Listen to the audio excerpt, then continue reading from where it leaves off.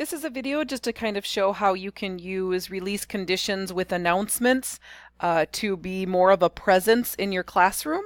So the first thing you're going to do is open up your class and go to the announcements page. So I just went, from the home page and put new announcements. So, or you can do tools, and announcements, same way. So you're going to start off in whatever you want the announcement to be. So I'm going to probably be putting, this is an old class, I just wanted to use that as an example. But I'm going to be putting announcements out for kids that are failing right now because this is the time of year when they need to kind of see that. So, so I'm going to put this in there. I can't type and talk at the same time, but let's just say my announcement is looks like you're struggling, because obviously this is going to go to students who are kind of struggling in this class. So then you'd put your whatever you want your announcement to be. I'm not going to type it out now for this purpose, but this is a time when you'd put, come to help. These are my help sessions. Check the grade book. Whatever you want them to know, you'd put in the content area just like you would any announcement. You can have a start date if you want. I always just leave it at whatever I'm kind of doing it as. You can put attachments in there if you want to do attachments. The big thing is the additional release condition. So this is going to basically pick out those students who are failing. So they will be the only ones that get this announcement. Anybody that doesn't fit into whatever criteria you give will not see this. So it's only going to show up on the class page for those that are whatever you decide. So if you have been doing this for a lot, there'll be some attach existing. I don't, I actually have some that I've done. So after you've done them, they kind of show up. But most of the time I just create and attach it because I want it to be pretty specific to whatever I'm trying to meet. So I'm going to create and I'm going to attach a new release condition. So there's a bunch of different ways that you can pick out kids, basically, and that's kind of what you're doing with these conditions. You're picking out which students. So if you click on the down area, what kind of type? So what are you asking the computer to look for to grab certain kids? Have they did a checklist? Have they incomplete checklist? If you have a certain, if you've done any of the group enrollments or even the date of enrollment, you can kind of pick out those students if you want. If you've got any competencies listed in your class, you can grab those. How about if they visited content topic?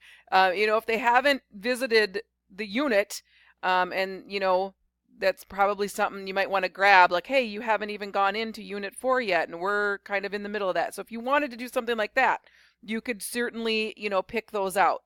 Discussion boards, if they haven't posted or if they have posted, that's a way that you can be a presence. You can put it in that that they've authored a post in a certain discussion board, and once they've done that, they'll get an announcement pop up saying, hey, thanks for doing that. So it's a way that kids are going to go, whoa, they're noticing what I'm doing. So it's like that virtual presence that we're talking about. Or no post, if you go ahead and the due date of a post or discussion board is done, you can put a post, an announcement in there saying, hey, you haven't done this yet, but it's only going to show up for those who haven't done that yet. So that's how you'll click one of these. Assignments, submission to a folder. So if they haven't done if they haven't put something in the Dropbox, or feedback. Maybe if you do the rubrics, you can do a certain score associated to that. So you can go, the most common ones that I use are like a score on a quiz. So like I'm going to put one in for those who haven't taken the final during that whole last week. If they haven't done it for that day, I want that to pop up. Hey, I've noticed you haven't taken, the final. Don't forget to take it by this certain date. Just kind of, again, that presence. That you don't have to individually go in and do yourself. And that's the same thing with the grade. So the one that I'm going to show you today, and again, it's all very similar. It's whatever you're grabbing, you kind of grab, and then from there on, it's pretty similar. But like the released final grade score. So kids right now that have a failing grade in my class, now is the time they need to start working, right? We don't want to do that the finals week because it's, obviously you can do it then, but the sooner the better. So I'm going to put an announcement today, let's say, and this is again in an old class, but a released final grade score. So when they say released, what does that mean? Remember how you have to go in and you have to release those final grades, otherwise kids can't see how they're doing, and it's gotta, you want to make sure that that's released. So that's what they're looking for. Is the final grade released, meaning is it visible to the students? That's what I'm going to look for. So you get some conditions that you can have. This one's a little bit different because it kind of gives you some options of that. Do we want it just that means it's released? That's it, regardless of the grade, or do we want it to be released with a certain criteria? And that's the one I'm going to go for. So I want the criteria. Do I want the final grade to be released and less than, excuse me, less than or equal to a certain score? You can just do, less than 60%. That means if it's 60%, they won't see it. Or maybe if you want to put one out of going, hey, students that have 70% or higher, great job. You're making progress. Let's finish strong. You can do these either kind of like negative, like, hey, we need to get to work done. Or you can, do both and have, do another announcement saying, great job. I'm noticing you. I notice you're working hard. You can do those positive ones that I don't think I get time to do enough of.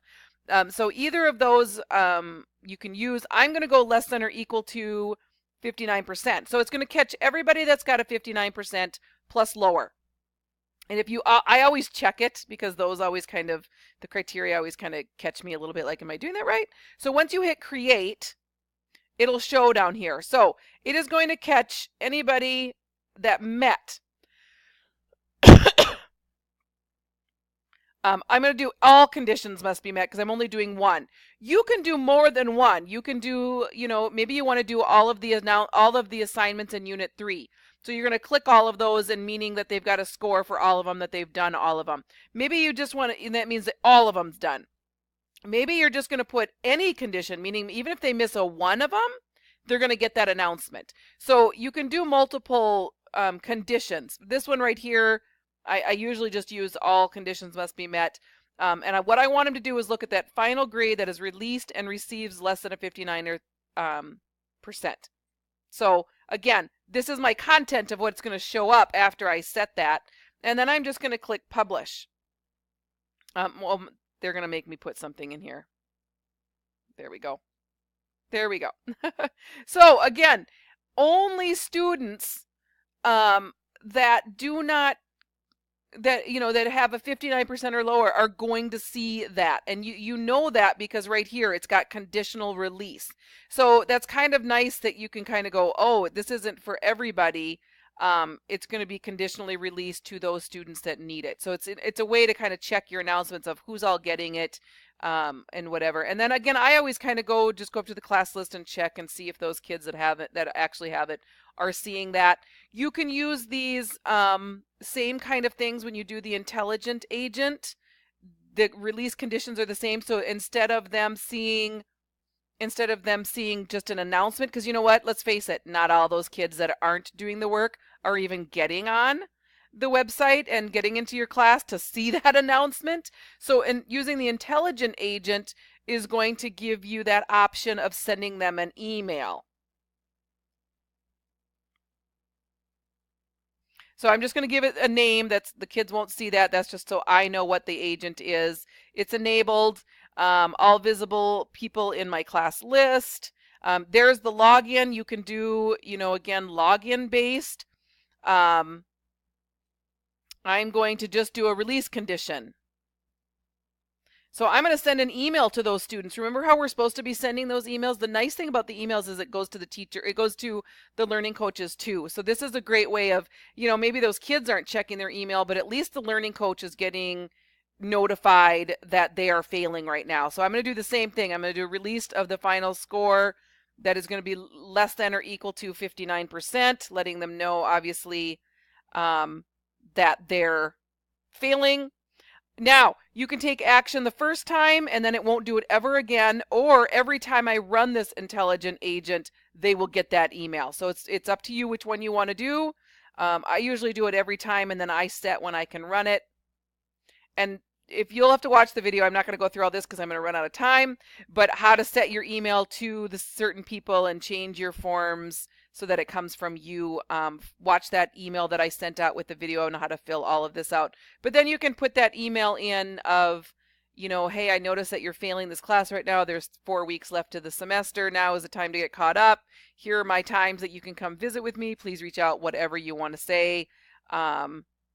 I never use the scheduling. I usually just do it. I run it myself. I like to have that control, and you'll save and close. But that's kind of how you use the release conditions with the intelligent agent too. It's not just in login action to the system or your course. You can use a lot of these release conditions of when to send emails.